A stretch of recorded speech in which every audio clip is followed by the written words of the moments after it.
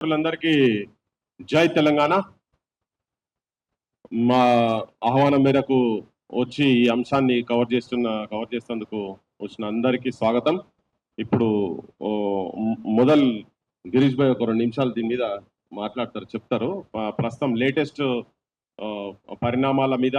ఎందుకంటే తన మొదటి నుంచి ఈ అంశానికి సాక్ష్యంగా ఉన్నాడు కాబట్టి, కంప్లైంట్ ఇచ్చిన సమయం నుంచి సాక్ష్యంగా ఉన్నాడు కాబట్టి తనను మాట్లాడాల్సిందే కోరుతున్నాను.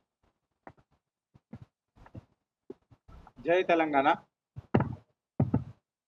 మీడియా మిత్రులకు, సభా అధ్యక్షులకు, నా తోటి మిత్ర బృందానికి అందరికీ నమస్కారం. అన్న, ఈ కేసు ఎట్లా మలుపు తిరుగుతుందని అనేది ఒక పెద్ద కన్ఫ్యూజన్ ఉందన్న.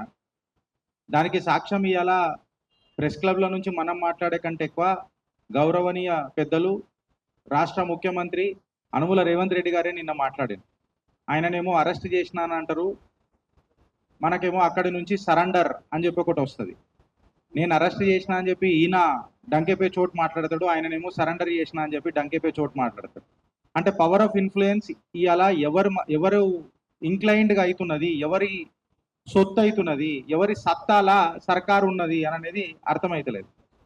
ఒక దిక్కేమో అరెస్ట్ చేసిన కాంగ్రెస్ పార్టీ భారతీయ జనతా పార్టీ నాయకులను దూషిస్తున్నది, ఇటేమో భారతీయ జనతా పార్టీ బీఆర్ఎస్ నాయకులను దూషిస్తున్నారు, ఇటేమో కాంగ్రెస్ పార్టీ నాయకులు ఇంకొకళ్ళని దూషిస్తున్నారు. అసలు కంప్లీట్గా ఈ ఎపిసోడ్లా బాలికకు ఎవరైతే న్యాయం చేద్దామననే తరుణం ఆర్ తపన కనిపించుడు తక్కువ, ఇన్ఫ్యాక్ట్ దీన్ని ఎట్లా దఫనాన్ చేద్దాము, ఎట్లా బొందలగడ్డల మీద మూలలు కొట్టేద్దాము అని అనేది క్లియర్ కట్గా కనబడుతున్నది.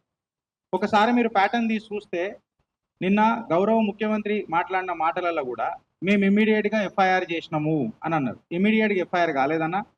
అక్కడ సీసీ ఫుటేజ్లు ఇట్లా తీసి మొత్తం చూస్తే తల్లిదండ్రుల కార్ ఎన్ని గంటలకు వచ్చింది, ఎన్ని గంటలకు పోయింది, అక్నాలెడ్జ్మెంట్ 12 గంటల 45 నిమిషాలకో లేదా 12 గంటల 30 నిమిషాలకో అక్నాలెడ్జ్మెంట్ ఇచ్చారు. నెక్స్ట్ డే ఎఫ్ఐఆర్ అయింది. అంటే సుమారు నాకు తెలిసి 11-11:30 ప్రాంతంలో ఎఫ్ఐఆర్ అయింది. అఫ్కోర్స్ బ్యాక్ డేటెడ్ ఎఫ్ఐఆర్ అయింది. నిన్న పెద్దలు రేవంత్ రెడ్డి గారు మాట్లాడుకుంటే ఏమని అన్నారంటే, ఇమ్మీడియట్గా మేము మళ్ళీ స్టేట్మెంట్ రికార్డ్ చేయడం జరిగింది అని అన్నారు. ఇమ్మీడియట్గా కూడా స్టేట్మెంట్ ఏం రికార్డ్ చేయడం జరగలే. నాకు తెలిసి if I'm not wrong it has been more than 48 hours statement record అయ్యింది. దాని తర్వాత మెజిస్ట్రేట్కి నాకు తెలిసి 2 days బ్యాక్ మెజిస్ట్రేట్ దగ్గరికి పంపించిండ్రు. So there had been a lot of procedural lapses. ఏదైతే ప్రొసీజరల్ ల్యాప్సెస్ జరిగినాయో ఈ కేసులో నాకు తెలిసి ఇది ఒక పెద్ద step to step case study అవుతుంది.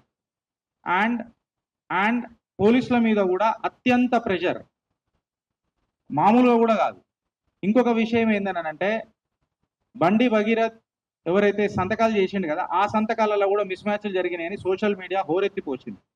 సరే, బండి భగీరథ్ సంతకం ఏ రకంగా చేసిండు, ఎవరు పెట్టిండ్రు, అసలు ఆయన ఎప్పుడున్నాడు, ఎక్కడున్నాడు, అదంతా పక్కకు పెడితే ప్రొసీజరల్ ల్యాప్సెస్ అని చెప్పి నేను మాట్లాడినా. ఏందనంటే, విక్టిమ్ ఐడెంటిటీ, వాళ్ళ పేరెంట్స్ ఐడెంటిటీ అత్యంత కీలకంగా కాన్ఫిడెన్షియల్గా పెట్టాలా.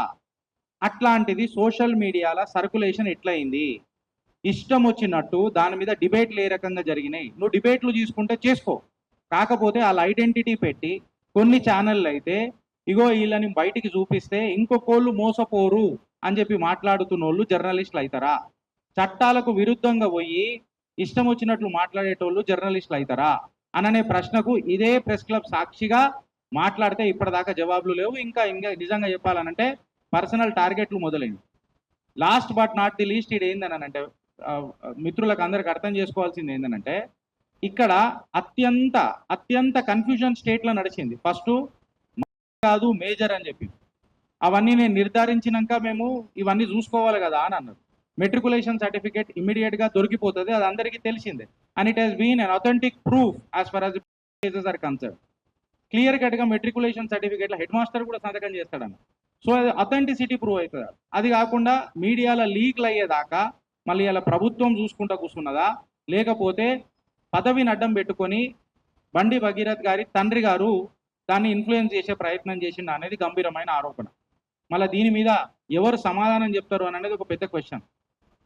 మీరు ఒకసారి అందరు అబ్జర్వ్ చేసి చూస్తే ఫ్రెండ్స్, కోర్టు కేసులో కూడా పప్పు నాగేశ్వరరావు గారు ఎవరైతే బాధితుల తరఫున అడ్వకేట్ ఈ వాదన వినిపించిండో ఆయన ఒక ప్రస్తావన తీసుకొచ్చిండు, గంభీరమైన ఆరోపణ తీసుకొచ్చిండు. ఏంటంటే ఇది ఒకటే కాదు, 3-4 కేసులు కూడా ఈ పిల్లగాడి మీద ఉన్నాయి, హ్యాబిచువల్ ఒఫెండర్ ఈ పిల్లగాడు అని చెప్పి క్లియర్ కట్గా చెప్పిండు.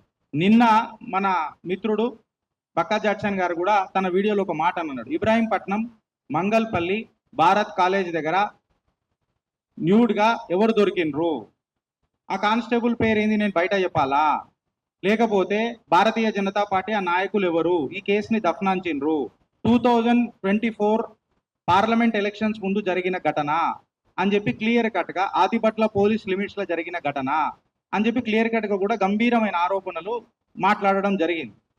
ఇవన్నీ జరుగుతున్న తరుణంలో పవర్ ఆఫ్ ఇన్ఫ్లుయెన్స్ అనేది ఎంత పెద్దగా ఉంటుందో మనం అందరం ఆలోచించాలి. ఇవాళ సరెండర్ అయినరా అరెస్ట్ అయినరా అని ముఖ్యమంత్రి చెప్పలేకపోతున్నాడు, మేజరా మైనరా అని చెప్పి మాట్లాడుతూ 8 రోజుల పాటు నత్తనడక నడిపించి దాని తర్వాత విక్టిమ్ ఐడెంటిటీ మొత్తం బయటికి డిస్క్లోజ్ చేసిన తర్వాత వాళ్ళ మీద కేసులు పెడుతున్నా అని చెప్పి ఇలా మాట్లాడుతున్న ప్రభుత్వానికి రూల్స్ ప్రొసీజర్స్ తెలుసా? చట్టాలను గౌరవించే పెద్ద మనుషులే ఇవాళ చట్ట విరుద్ధమైన పనులు చేస్తుంటే ఇవాళ మనం చూసుకుంటూ కూర్చుందామా అనేది ఒక పెద్ద ప్రశ్న. ఇది కాకుండా ఇవాళ ప్రతి ఒక్కరం సాక్ష్యం ఏం కావాలనంటే ఇది నిష్పక్షపాతంగా దర్యాప్తు జరుగుతుందా? కంప్లైంట్ కౌంటర్ బ్లాస్ట్ కంప్లైంట్ అని అంటాం కదా మనం, ఏదైతే 8 గంటలకు బాధితుల తరఫునది 8 గంటలకు రిజిస్టర్ అవుతుంది, బండి భగీరథ్ 5 గంటలకు రిజిస్టర్ చేసేస్తాడు కరీంనగర్లో, మళ్ళీ సంతకాలు తేడా ఉంటాయి. మళ్ళీ ఇది just a classic case of counter blast కంప్లైంటా which doesn't have any sort of ఏమంటారు ఎథికల్ బ్యాక్గ్రౌండ్ లేకుండా ఇది పెట్టినరా కంప్లైంట్, లేకపోతే ఇది నిజంగానే అనేది దర్యాప్తు తీయాలి. అంటే కంప్లీట్గా ఎవరెవరు ఎక్కడెక్కడ ఉన్నారు అని అనేది చట్టం తలుచుకుంటే నాకు తెలిసి 2 నిమిషాల పని కాదు. కాకపోతే నేనేమంటున్నా అంటే ఇక్కడ కూర్చున్న పెద్ద మనుషుల దృష్టిలో నేను ఏమంటున్నా అంటే ఖచ్చితంగా ఏదో ఒక ప్రెషర్ ఖచ్చితంగా పోలీసుల మీద ఉన్నది. మీరు పోలీసులని నిష్పక్షపాతంగా దర్యాప్తు చేసే ఆస్కారం ఇవ్వగలుగుతారా? ఇస్తేనే ఇవాళ ధర్మం దూరం మాట, ఆ బాలికకు న్యాయం దొరుకుతుంది. థ్యాంక్ యూ, జై Hind. Complaint counter blast complaint అని అంటాం కదా మనం, ఏదైతే 8 గంటలకు బాధితుల తరఫునది 8 గంటలకు రిజిస్టర్ అవుతుంది, బండి భగీరథ్ 5 గంటలకు రిజిస్టర్ చేసేస్తాడు కరీంనగర్లో, మళ్ళీ సంతకాలు తేడా ఉంటాయి. మళ్ళీ ఇది just a classic case of counter blast కంప్లైంటా which doesn't have any sort of ఏమంటారు ఎథికల్ బ్యాక్గ్రౌండ్ లేకుండా ఇది పెట్టినరా కంప్లైంట్, లేకపోతే ఇది నిజంగానే అనేది దర్యాప్తు తీయాలి. అంటే కంప్లీట్గా ఎవరెవరు ఎక్కడెక్కడ ఉన్నారు అని అనేది చట్టం తలుచుకుంటే నాకు తెలిసి 2 నిమిషాల పని కాదు. కాకపోతే నేనేమంటున్నా అంటే ఇక్కడ కూర్చున్న పెద్ద మనుషుల దృష్టిలో నేను ఏమంటున్నా అంటే ఖచ్చితంగా ఏదో ఒక ప్రెషర్